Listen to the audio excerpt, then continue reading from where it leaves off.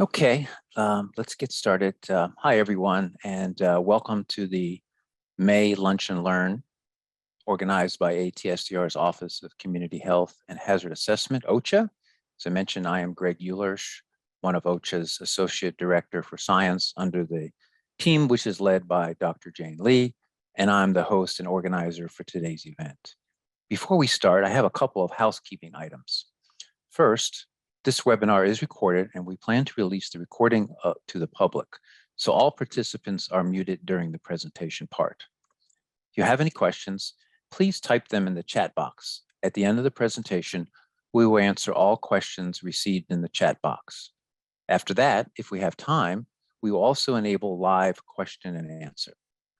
The webinar today will be given by Liz Bertelsen from Eastern Research Group. Also, Doctors Tanya Burke, also from the OCHA ADS office, and David Millard from the OCHA ADS office, who is the ADS, will be available to answer questions during the Q&A session at the end. As you know, ATSDR and state partners conduct public health assessments to investigate exposure, evaluate potential health effects, and develop public health actions in communities. Public Health Assessment Guidance Manual is the primary foundation to the entire PHA process. It also serves as a key resource for the public and other stakeholders to understand the public health assessment process and related products. The last update to the Public Health Assessment Guidance Manual was in 2005. Since that time, ATSDR has updated much of our scientific process, guidance, and tools. On April 14th, a couple weeks ago, we launched the updated PHAGM on a new dynamic web-based format. Today's presentation is a live demonstration of the new PHAGM, Public Health Assessment Guidance Manual. So without further delay, I'll hand off the virtual microphone to Liz Bertelsen from ERG. Liz? Hello, everyone. My name is Liz Bertelsen. I'm a public health scientist with ERG, which is a contractor to the Agency for Toxic Substances and Disease Registry, commonly called ATSDR. I would like to welcome you all to today's webinar on ATSDR's new web-based Public Health Assessment Guidance Manual. This is also referred to as PHAGM, and I will use that acronym throughout the webinar. For the past 20 years, I have assisted ATSDR on various projects related to the Public Health Assessment, or PHA, process. So I'm really excited to present the new PHAGM website to you. I will start by discussing background information about the new PHAGM. Then I will demonstrate how to use and navigate the new PHAGM website. After that, we will have time to answer some questions. Now let's begin. Let's talk about the background on ATSDR's new web-based PHAGM. ATSDR's PHAGM provides guidance for ATSDR and its state partners on how to perform the various tasks of the PHA process. ATSDR first developed PHAGM in 1992 and then updated that version in 2005. As a result of advances in exposure assessment, toxicology, environmental epidemiology, and other related fields, much of the content in the 2005 PHAGM did not represent the latest science or appropriate ATSDR guidance for the PHA process.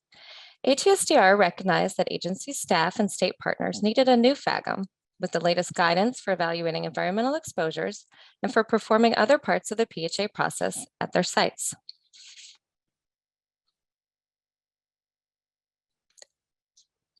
ATSDR started the process to update PHAGM in 2018.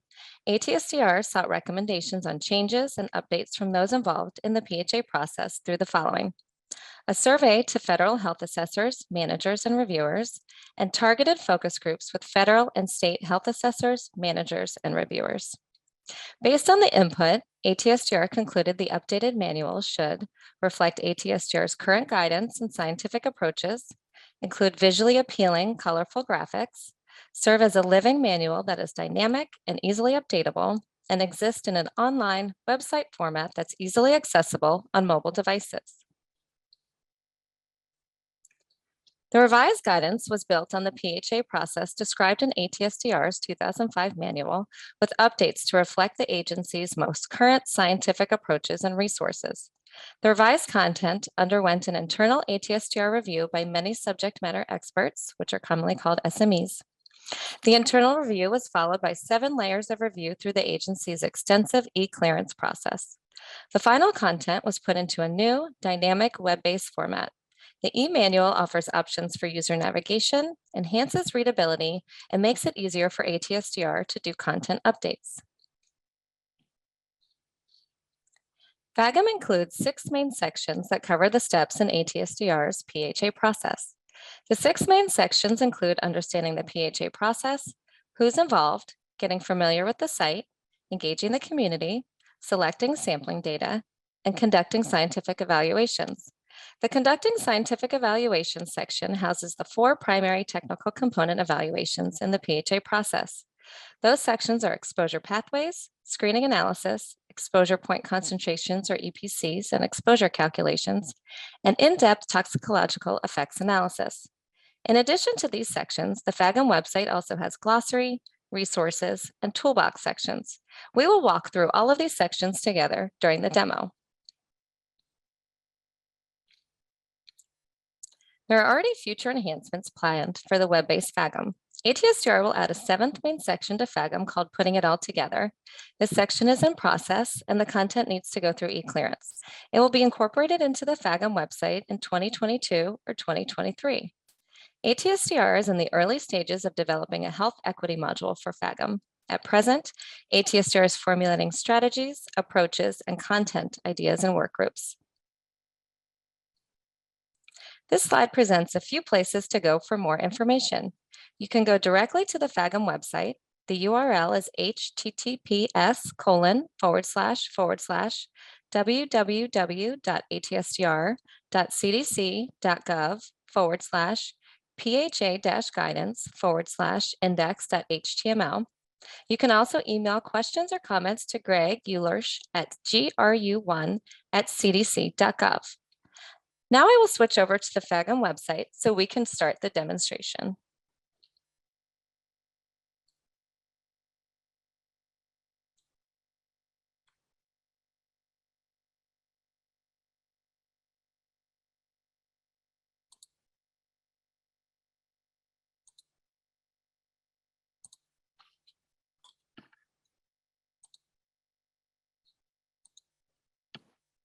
This is the PHAGM homepage. It provides quick access to all the PHAGM sections. Currently, PHAGM consists of 6 main content sections that provide guidance on performing the various steps of ATSDR's PHA process. PHAGM also includes an extensive glossary, as well as various resources and toolbox items to aid health assessors with the different PHA process steps. I'll take you on a tour of the homepage now. At the top right of the screen, there's a PHAGM search box. You can type words into the box to search for content just within the PHAGM site. Then on this image box, there's a button that says Learn More. You can see these throughout the site, and they represent links to other parts of the website. For example, this Learn More brings you to the About the Manual page. I'll click on the Learn More and take you to the About page now. This page provides a brief introduction about the manual. Now let's click on our browser's back arrow to go back to the home page. As we go down the page, we have these blue boxes numbered 1 through 6. These are headings for each of the 6 main sections of the web PHAGM. When a blue heading box is clicked, you will be brought to that section of the website. These sections cover the steps in the PHA process. The 6 sections are understanding the PHA process, who's involved, getting familiar with the site, engaging the community, selecting sampling data, and conducting scientific evaluations. The 6th section covers the scientific evaluations of the PHA process, which include exposure pathways, screening analysis, EPCs and exposure calculations, and in-depth tox analysis. I will discuss the overall content of each of these sections as we walk through them during the demo. To the right of these blue buttons, you will see a box referring to the PHA training modules. This reference is included here on the homepage because it is a related resource to the PHAGM content. Clicking on the More hyperlink in this box will bring you to the main PHA training landing page as we see now. To go back to our PHAGM homepage, we click on the browser's back arrow. I do want to mention that the PHAGM website is set up according to CDC standards as well as overall web standards. And one of those standards, which we just saw, is to have pages open in the same browser tab unless you are opening a PDF or an outside website. I realize some folks may prefer to have resources like this open in a new tab. So let me show you how to do that. In the PHA training box, right-click on the More button and look for Open Link in New Tab. When you click Open Link in New Tab, the resource will open in a new web browser window, which leaves the PHAGM page open as well. This PHA training provides an opportunity to take introductory training on the PHA process, and you can link right to that from here in PHAGM. Now let's close that window and go back to the Open PHAGM browser tab. I want to point out that there are related resource boxes like this PHA training box placed throughout the PHAGM website. These boxes include links that will bring you directly to resources related to the specific content being covered.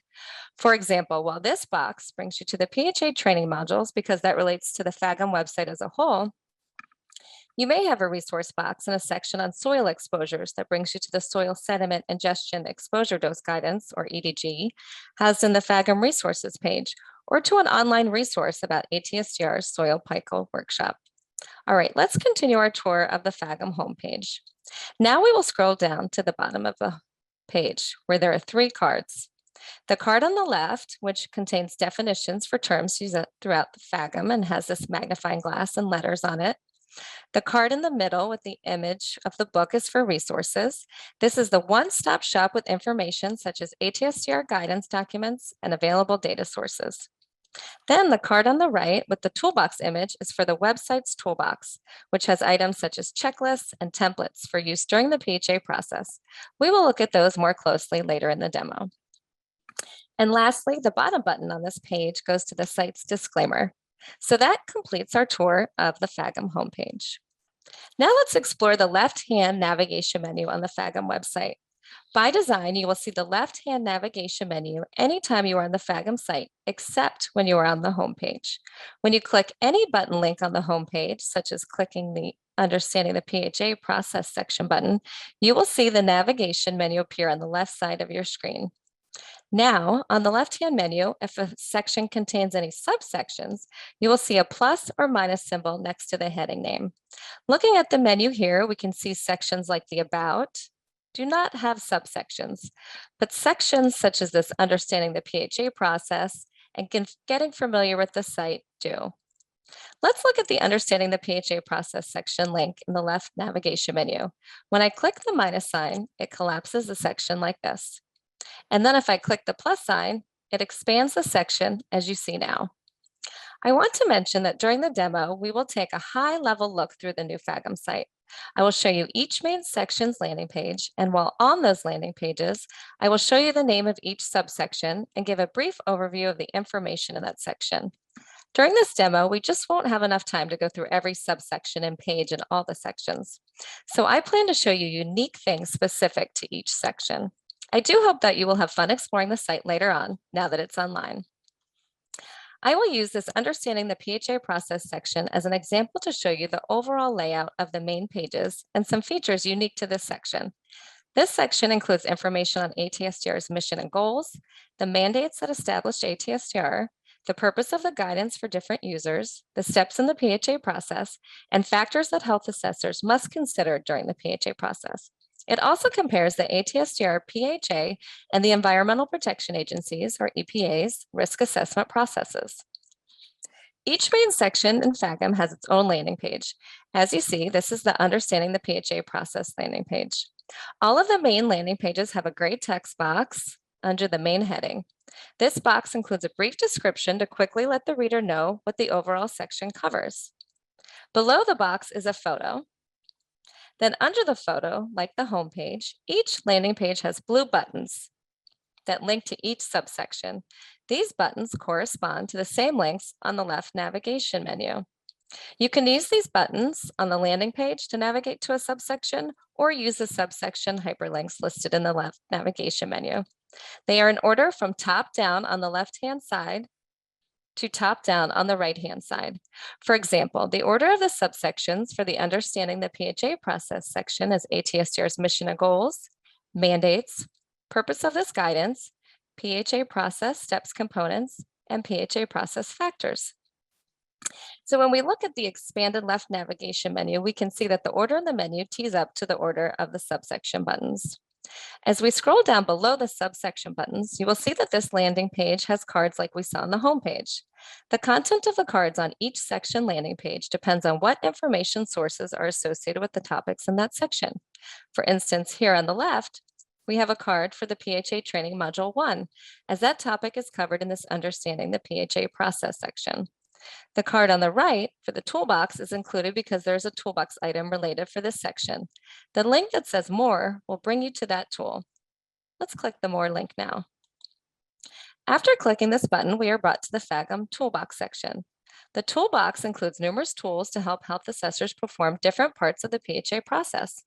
It has things like checklists developed just for PHAGM and links to other useful tools such as ATSDR tools for developing communication materials and external links to modeling tools. We can see the toolbox is organized by PHAGM section, and there's one toolbox item for the Understanding the PHA Process section. Let's click the PHA Process Step Checklist. As you see, this checklist opens in a new browser tab. Some of the PHAGM sections will include a toolbox item such as this. It is a fillable PDF where health assessors can download the file to their computers, work in the file, and save it. This file helps you track action items for each phase in the PHA process. In the middle column of this checklist, there are boxes you can check to keep track of when the action item is completed. In the third column, you can insert notes. To show you, I'll check just the first 3 boxes in the middle here, and then type "This is a test" for the PHAGM demo. Now we'll go back to the section landing page. We'll just click on our back browser to go back to our page we'll just go back here from the toolbox to go back to our page where we were before. As I mentioned, we won't go to every subsection page because of time, and since we are hoping you will do a lot of exploring on your own. But I do want to show you something unique to this section, and that is a new PHA process figure that we have. I will click on the PHA Process Steps Components blue button. I want to show you this new steps in the PHA process diagram in PHAGM. It shows that the PHA process includes steps such as initiate site scoping, define roles and responsibilities, and establish communication mechanisms. I also want to point out the hyperlink below the graphic that says description of steps in the PHA process diagram. You will see links like this below images throughout the PHAGM site. When I click the link, we are brought to a page with an enlarged version of the figure that includes an alternative description. These are included for figures that need a more detailed explanation or with text that cannot be read by screen readers to assist those who are visually impaired. I just wanted to point those out as you will see a lot of them. Now let's click on our browser's back button to go back to our page. Now we are back to the original figure and we see our left navigation menu with the subsection we are currently in highlighted. Okay, as I mentioned, we are only going to look at a few things together in each section. So now let's move on to the next section, landing page in the left-hand menu by clicking on Who's Involved to get directed there. Again, you see the gray text box under the main heading and then a photo under the text box. Then beneath the photo, we have the blue buttons that link to each subsection. For the Who's Involved section, there are 2 subsections, ATSDR's role on this blue button on the left, and players in the PHA process on this blue button on the right. As these subsections suggest, this section explains the roles of ATSDR staff, state partners, and other entities involved in the PHA process, such as health assessors, subject matter experts, regional representatives, and the local community. It also talks about the site team and the various disciplines of individuals who may be included. Below the blue buttons, you see cards like in other landing pages. I want to show you this About ATSDR card on the bottom right. This card is a bit unique to this landing page in that it links to 3 different websites and has photos for each one. The first link is to ATSDR's mandate. The second link is What is ATSDR? And the last link is to a PHA video. After the PHA video link, there's a box with an arrow pointing up to the right. You are likely familiar with this icon, but I wanted to mention it in case you are not. This icon here is CDC's exit disclaimer and notifies you that you are leaving the CDC website when you click the associated link. So this notification box pops up and you can click continue to go to the site or click cancel to stay on PHAGM. For now, we will click cancel to stay on PHAGM. I wanted to show you one other item in this section. I will click on players in the PHA process blue button to go to that subsection. I will scroll just a bit until I come to this title that starts with individuals who health assessors may include. This is an example of a place in PHAGM where we used a table to present a lot of information in a more easy to read way. And for enhanced readability, you will see that tables like this use alternating colored rows. You will see this throughout PHAGM as well. Now let's move on to the getting familiar with the site section. As you're very used to by now, I will just click the heading where I want to go in the left navigation menu. And as I scroll down, this landing page layout should all be looking very familiar to you. This section describes the steps for gathering pertinent information about your site throughout the different steps of the PHA process. It describes the types of information you will need to collect and sources to tap for gathering that information. As we get to the blue subsection buttons, you will see these include gain a basic understanding of the site, identify the community, use appropriate information sources, the site visit, identify information gaps, and compile and organize information. Like the other landing pages we've seen, there are cards on this page too. For instance, here on the left, we have a card for the PHA Training Module 3, as that topic is covered in the Getting Familiar with the Site section. The middle card for the toolbox is included because there are toolbox items related for this section. In this case, there are 3 tools that are helpful to the user when reviewing this section. There are links to each of these tools in the card. Lastly, there is a resources card on the right, which when clicked, takes you to a table with resources specific to this Getting Familiar with the Site section. Now that you're pretty familiar with the landing pages, layouts, and overall site navigation, I want to show you some other features in the PHAGM website. Since we're here, I will use a Getting Familiar with the Site subsection to point these out to you. With the resources table still open, I will click Getting Familiar with the Site in the left-hand navigation menu, and then click Identify the Community. Similar to the main section, the subsections all have a box below the heading with a brief description of what the subsection covers. As you will see, many subsections also have text boxes with tips, recommendations, lists, or other information that ATSDR wanted to call out from the main text.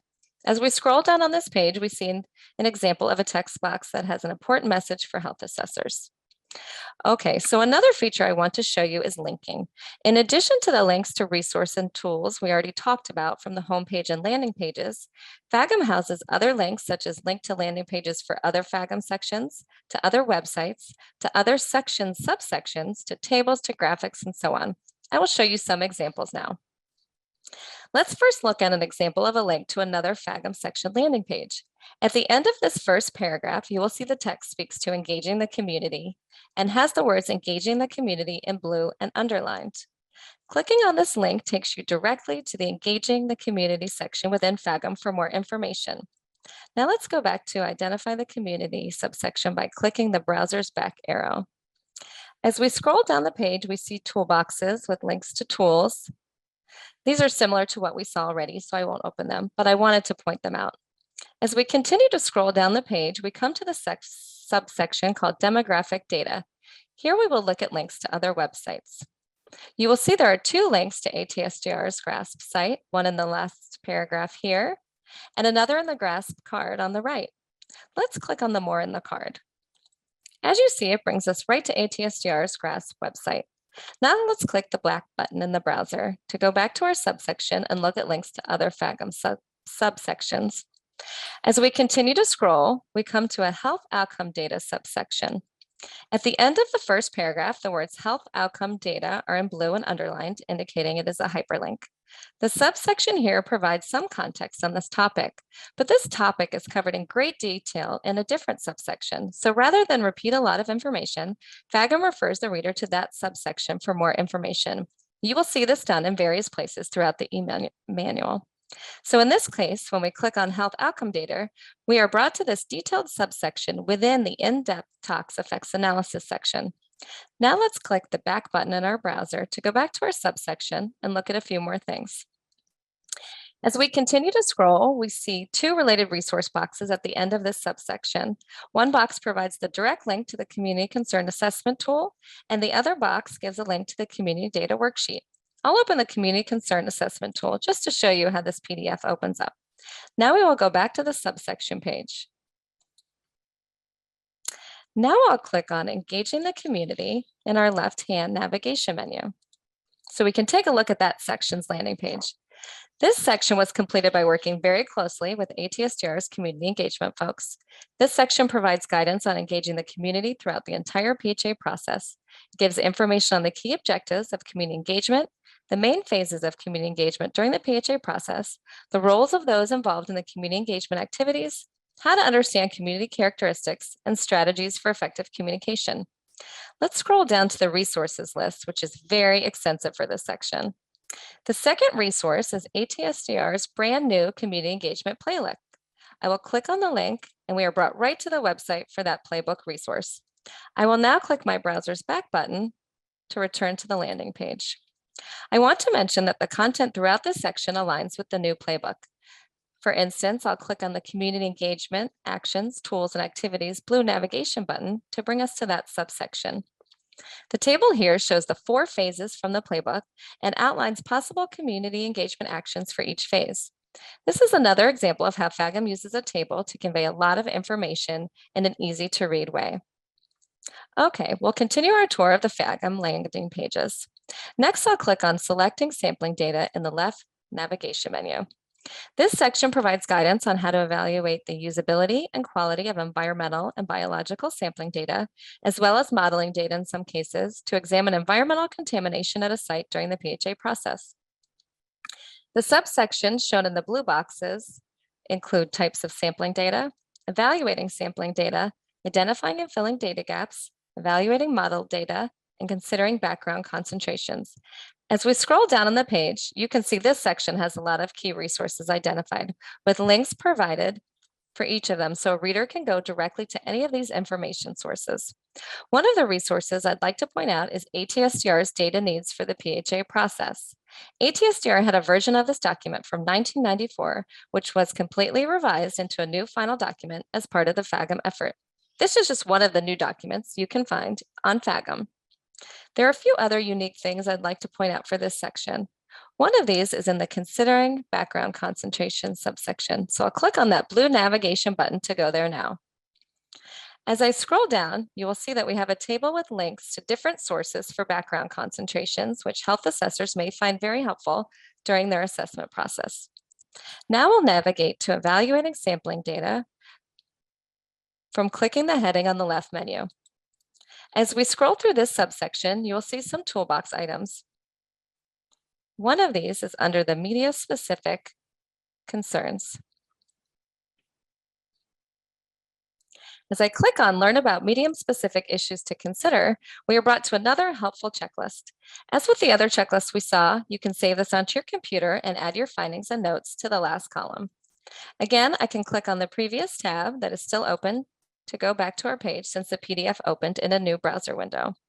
Well, we have definitely covered a lot of ground already. Hopefully you all have a good sense of the PHAGM website layout, navigation, links, and other features. There are some more things I want to show you before we turn to questions.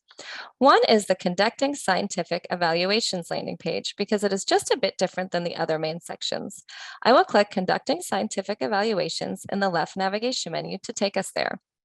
This is the main landing page for the 4 scientific evaluations, and then each section has its own landing page that you get to from here. You will see each blue button on the page like you've seen before, with one for exposure pathways, screening analysis, EPCs and exposure calculations, and in-depth toxicological effects analysis. You can also see these 4 sections on the left-hand navigation menu. Again, I just wanted to point this out because it's a little different than how you get to the other 5 main sections. I will click the blue button to go to the Exposure Pathways landing page. This section provides guidance for health assessors on how to clearly define, explain, and evaluate exposure pathways for the past, present, and future. It goes into detail on evaluating the 5 different elements of an exposure pathway, including contamination sources, environmental fate and transport, exposure points, exposure routes, and potentially exposed populations. Okay, as we scroll here, you will see the subsections include overview of the evaluation, exposure pathway categories, and then buttons for each of the 5 elements that I just mentioned, as well as tips for conducting the exposure pathway evaluation. As we've been doing for the other sections, I want to point out a few unique and updated items for this section. I will click on the exposure pathway categories button to go there now. As this text states, ATSDR has developed a decision tree to guide health assessors through the exposure pathway process. I will click on the words decision tree, and we are brought to ATSDR's decision tree for conducting the exposure pathway evaluation as a helpful guide for assessors. In looking at this graphic, something else I want to mention is that PHAGM uses an approved color palette, and the graphics used throughout the website have a similar look and feel for consistency. I will just scroll up a bit to the line right before this decision tree that has a hyperlink to example scenarios, and I will click that. As you see, we are brought to this box that includes an example scenario to help the reader get a better sense of categorizing completed, potential, and eliminated exposure pathways. Many sections of PHAGM include examples to help guide the assessor through the process being covered in that section. Lastly, I will click on Tips for Conducting the Exposure Pathway Evaluation in the left-hand menu. And I will just scroll through this page. This includes a lot of good tips and information to help you in your exposure pathway evaluation, such as being realistic and developing a site conceptual model. And as I scroll down, you'll see the pages also include a few examples of graphic illustrations of site conceptual models as well. Next, I'll click on Screening Analysis in the left-hand menu so we can look at that section. This section provides guidance on ATSDR screening process, which involves using ATSDR comparison values and non-ATSDR screening levels to screen sampling data. Health assessors will use the screening results to identify potential contaminants of concern that require further evaluation for completed and potential exposure pathways. As shown in the blue boxes, this section has 4 subsections, including screening analysis overview, screening levels used by ATSDR, screening analysis steps, and screening analysis example. I think it's important to note some things have changed since the 2005 PHAGM for the screening process in particular. The new PHAGM has updated all language to use ATSDR's current terminology to refer to its own developed media-specific screening levels as comparison values, or CVs. The term non-ATSDR screening levels is used to refer to values that ATSDR did not develop. In addition, PHAGM no longer talks about environmental guideline and health guideline screening. Instead, the new PHAGM tees up with the most current ATSDR guidance that screening refers to media-specific concentrations. Okay, so let's take a quick peek at this landing page. I want to scroll down so I can show you the cards on the bottom. These are examples of how PHAGM points to using and accessing the most current tools. In this case, the middle card provides information on ATSDR's Public Health Assessment Site Tool, or FAST, and the card on the right provides information on ATSDR's shower model. I want to show you just a few things in this section. I will click on the Screening Analysis Steps blue navigation button to go to that subsection. I will slowly scroll down this page as I want to show you how the subsection walks through the 5 steps of the screening process. It also includes helpful graphics and tips throughout.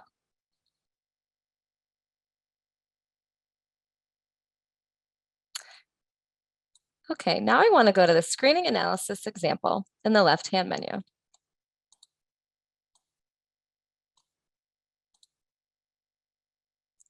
I want to show you this subsection as it is entirely dedicated to providing a screening analysis example and tees up to the step-by-step process explained in the previous subsection.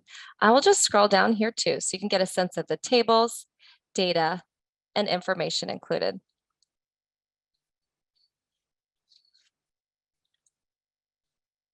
Well, now that you are all PHAGM experts, let's take a quick peek at another scientific evaluation section.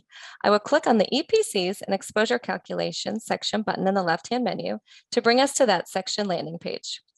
This section includes the most up-to-date information to align with ATSDR's exposure dose guidance documents for calculating exposure point concentrations, also called EPCs, in completed and potential exposure pathways. It teaches how to use the estimated EPCs and other factors to perform exposure calculations, including exposure doses, error-adjusted EPCs, hazard quotients, and cancer risks, including applying age-dependent adjustment factors, or ADAFs, to the cancer risk equation. It also teaches how to determine which site-specific scenarios do and do not require an in-depth toxicological effects analysis. Here you will see 8 different subsections, such as the overview, estimating EPCs, performing exposure calculations, and calculating hazard quotients and cancer risk estimates. Now I'm going to show you a few things unique to this section. I will use the left navigation menu and click on Estimating Site-Specific Ingestion and Dermal Exposure Doses to go to that section. I wanted to show you this in particular because it is a bit different, and that is the only subsection that has these blue subheading boxes like we saw on the landing pages. I'll click on the drinking water button and use that as our example. But first, let's scroll up just a bit. I want to point out this information with guidance about calculating the exposure pathway specific doses and using FAST. Okay, now we will scroll to the drinking water subsection. One thing I wanted to mention is that for relevant exposure pathways, PHAGM refers to ATSTR tools, guidance, and other featured resources to use. For instance, for drinking water, PHAGM has this box dedicated to using the shower model and how to access it. And in this case, for guidance, there's a direct link to ATSTR's drinking water EDG. As we scroll down, you will see that the specific exposure dose formula is presented, with the equation here being for drinking water ingestion. This formula is followed by an exposure dose example that includes a description of the scenario and the exposure groups. And even though FAST does the calculations for you, PHAGM presents the formulas written out so the reader knows how the doses were calculated. A screenshot of the FAST results table is also included in the example to show how the results will look in FAST.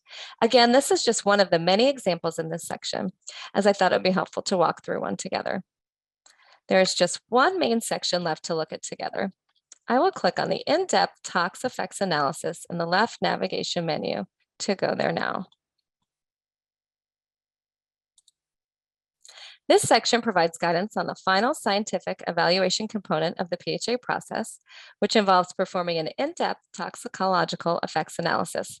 This is the process ATSTR uses to look more closely at contaminant-specific information in the context of site exposures to see if there's a potential for health problems. Looking at the blue subsection buttons, we see there are 10 subsections. PHAGM carefully separates the discussion here on non-cancer and cancer effects and includes topics such as reviewing tox data, and evaluating site-specific health effects data. I want to mention that this section includes information on topics not covered in the 2005 PHAGM, such as ADAF information, cancer classifications, and mixtures guidance. There are also very detailed case examples for both non-cancer and cancer. We won't have time to cover those, but hopefully you will check them out after the webinar. Okay, now let's take a look at a few unique features in this section as we've been doing for the others. First, let's click on the blue overview button. We will scroll just a bit down the page until we come to a figure. This detailed diagram is ATSTR's new process and decision logic for the in-depth tox analysis that outlines the steps involved and aligns with the information included in the PHAGM section. Let's keep scrolling until we get the resources needed to support the in-depth analysis. This useful table provides numerous data sources that ATSTR toxicologists recommend using during this process, links to those sources, and a description of the information for each data source. Now I'd like to click on Evaluate the Evidence to examine cancer effects in the left-hand menu to show you a few other things in this section. I will scroll to the subsection called Describing Cancer Risk.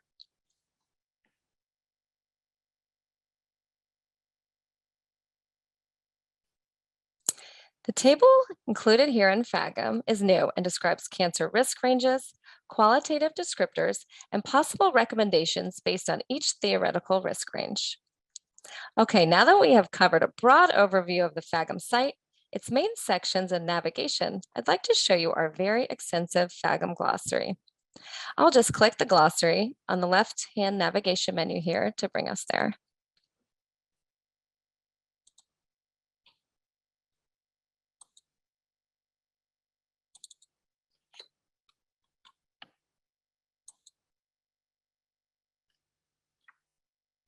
For background, as pointed out in the top description box for this section, The glossary definitions are specific to how ATSDR typically applies the terms in the PHAGM and as part of the agency's PHA processes and activities. The definitions were developed using numerous sources, such as existing online ATSDR glossaries like the main glossary of terms, the environmental odor glossary, and the Community Stress Resource Center, as well as from final content in the different PHAGM sections. All of the terms are in ATSDR's own words, and health assessors can use them in their documents. At the top, directly below the section description box, there's a glossary navigation feature. Each letter is hyperlinked to the terms beginning with that letter.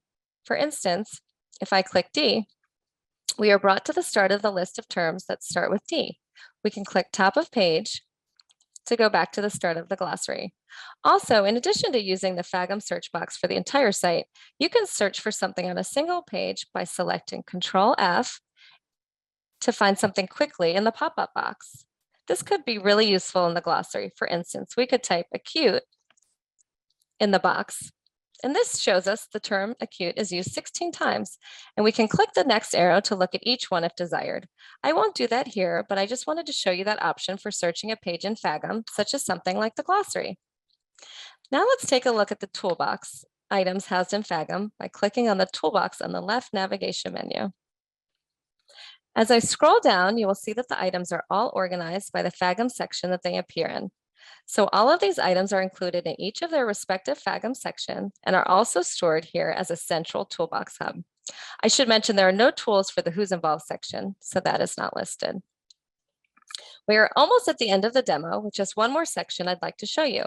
This is the resource section housed in PHAGM that we can get to by clicking on the resources in the left-hand navigation menu. Feedback from the surveys and focus groups suggested including a one-stop shop for resources to use during the PHA process. The resources section is intended to be just that. It includes ATSDR resources laid out by PHAGM section, such as exposure dose guidance documents and ADS newsletters. And all of these ATSDR files are presented in a 508 compliant format. You will also see that some resources are under development. Those will be included on the PHAGM resources page once they are available. As we scroll down, you will see that the resources page also has hyperlinks to resources from EPA and other entities. And that concludes this demonstration on the new web-based PHAGM. We're happy to answer any questions you may have. Thank you, Liz. Really appreciate that nice overview of the PHAGM, and thank you for all your help with developing this really nice online web-based guidance manual. So we don't really have any questions right now, but I'll let folks have a few minutes to think about it. Maybe do any of the panelists have any questions that they would like to ask Liz?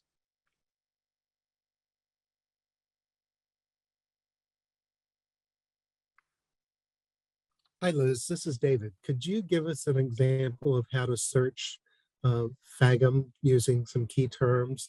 One example might be completed exposure pathway, and let's see what comes up. Okay, sure.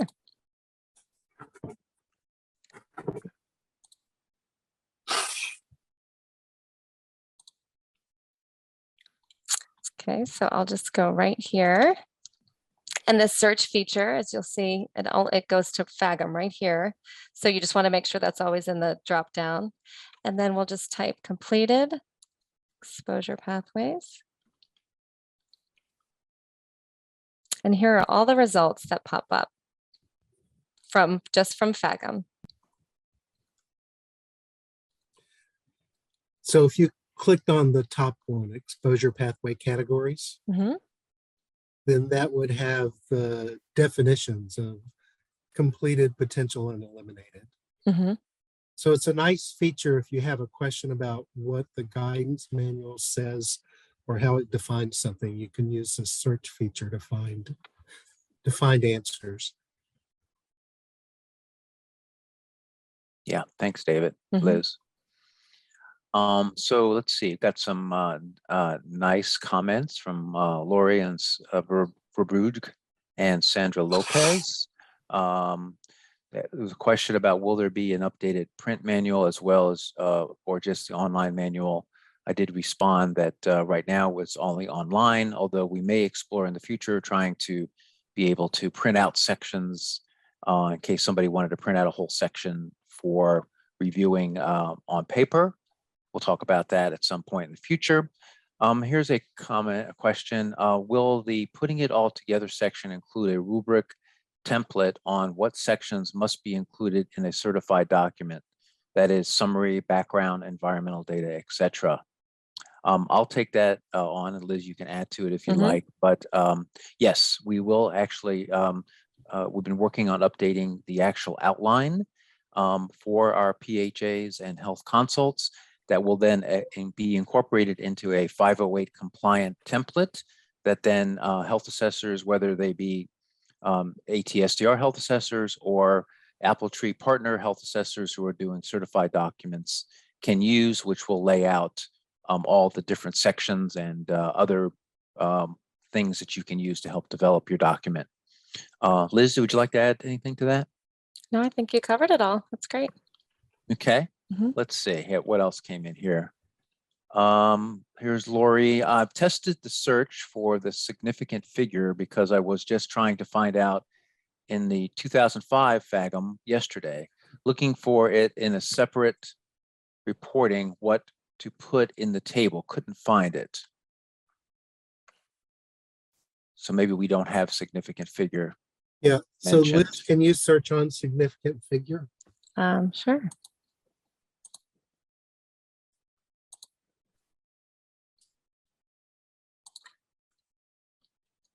So you might have to play around with the word. You might search on just significant, but let's see. Go down to the second one where it says ATSDR newsletter. This one right here, June 2021. Yeah. Okay, you want me to click that? Click on that one.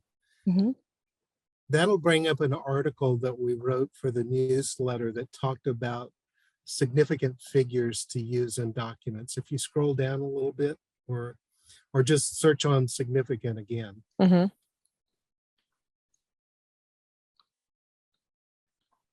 Yeah, so if you scroll down, so you might have to play, like I said, you might have to, you can scroll up, that was it. Scroll that was up. it. Oh, okay. Yeah, see those bullets? So Lori, I think that might have the answer you were looking for. But yes, like I said, you might have to, yeah, you might have to search on different words or phrases to sort of find things. Yep, okay, that looks like it answered Lori's question. Another question is, will these be recorded, which they are, and uploaded, and where? So these are going to be all 508 compliant videos, which will first be available through CDC YouTube, and then we will be developing a training and education webinar in the future where all of our trainings will be housed. But we will let everyone know through the same kind of mechanisms as we have here, where we will inform the Apple Tree partners through Audra Henry, and we will inform the ATSDR folks from a broadcast email to everybody. There was another question here from Russ Bartlett. Are there health assessor training connections?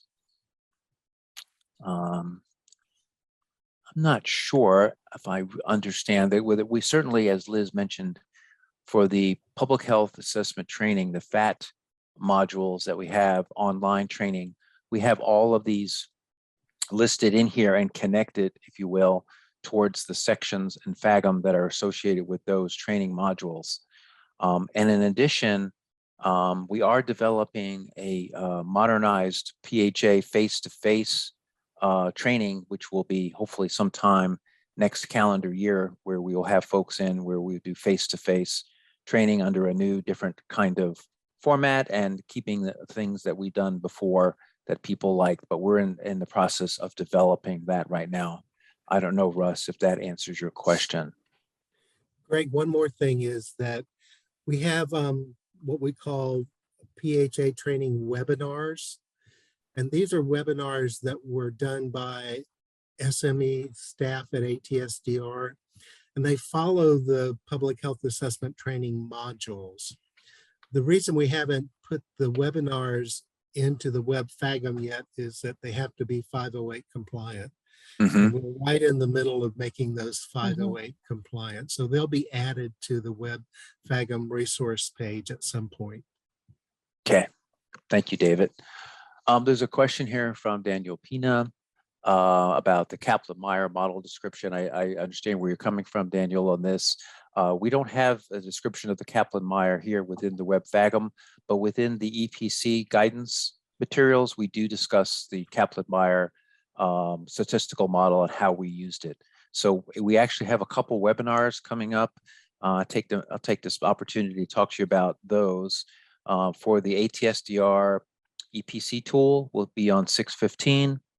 And also, just as a note, the guidance for PAHs, which are related to developing EPCs, exposure point concentrations for PAHs, that is going to be changed from June 1st to June 8th, and there will be a notification about that very shortly. But within those materials, Daniel, there will be a discussion about the Kaplan-Meier statistics and model and how we use it. There is a question here from David Farrer. This is publicly available on the ATSDR website, correct? No special login required. Yes. Yes and yes to your question, sir.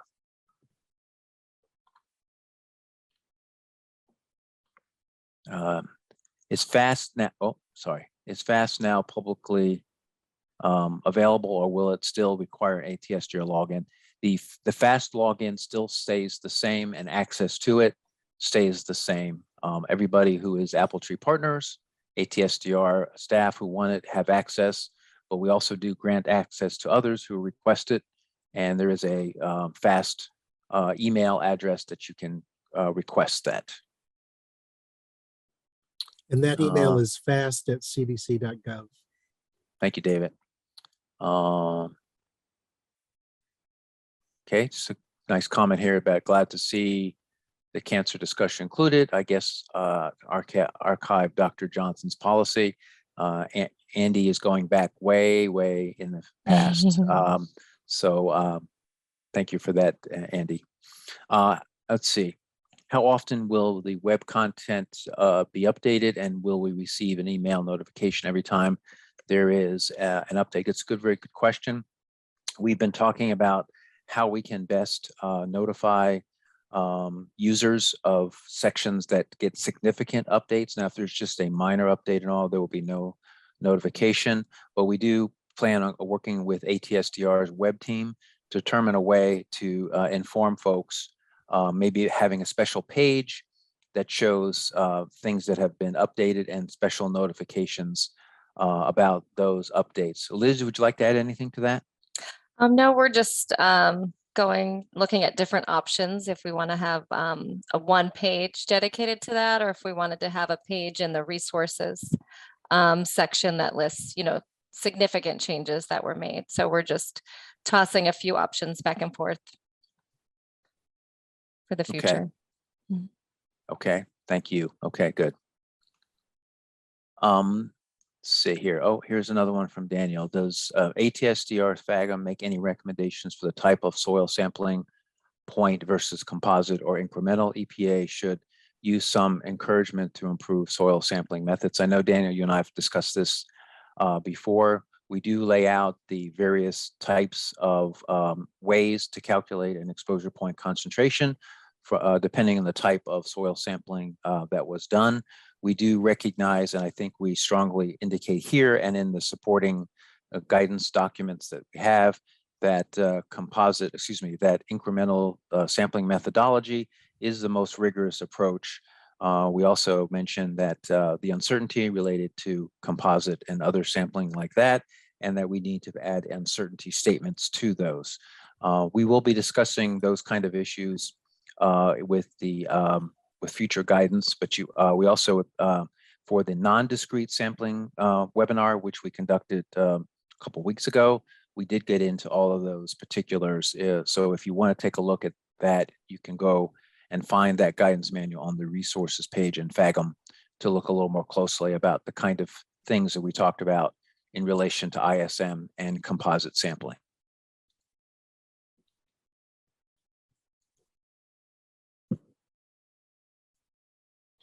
So we just have 3 or 4 minutes. I'll just, while we wait for folks to think about maybe another couple questions or so, I did also want to mention that the very next webinar in this 2022 webinar series is on May 25th and it is for the updated version 3 shower model.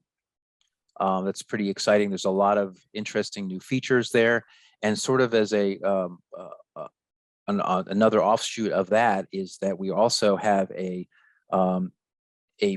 fast shower model module that was developed that allows you to communicate your results from the shower model into FAST. And that will be, the webinar will be conducted on 6/22. So the shower model version 3.0 on May 25th, which is the very next webinar in this series, 2 weeks from today. And then afterwards, a little lull, there'll be a couple other webinars on PHs and the EPC tool. And then we will complete this webinar series on June 22nd, with the fast shower module webinar demo. So let's see. Don't see any more questions. So last call on questions from panelists. Oh, here's one. Where are the webinar dates posted? The webinar dates were sent out to all AppleTree partners and also all internal ATSDR folks. So you should have gotten a email from your technical project officer or through the listserv for the AppleTree partners. Daniel, I can send you those if you would like after this webinar, okay? Okay. So 2 minutes left. Any last minute questions from panelists or participants?